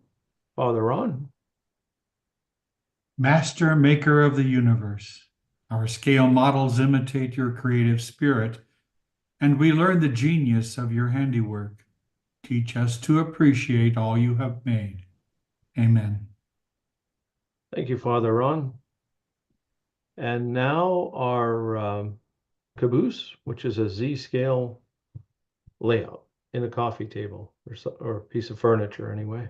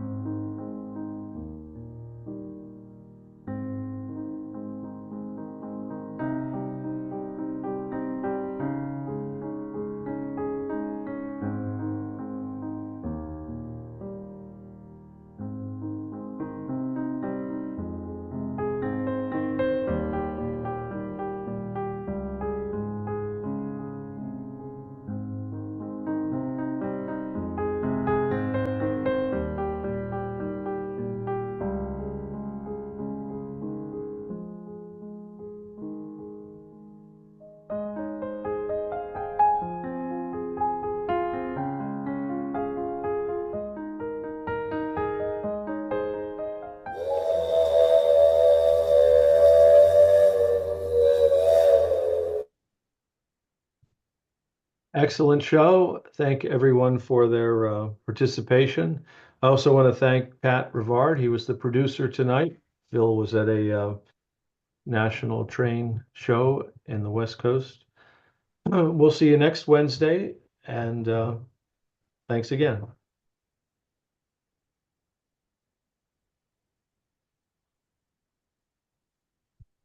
Thank you, Father Ron. You're welcome. Guys like the show? Yeah, it was very good. It was great seeing Tom. I've known Tom since 75, and except for my childhood heroes like John Allen and Jack Work and stuff like this, he's probably had more influence on my model building than anybody else I've known. Yeah, that's the point I'm trying to make. We had he's an amazing guy. Real opportunity.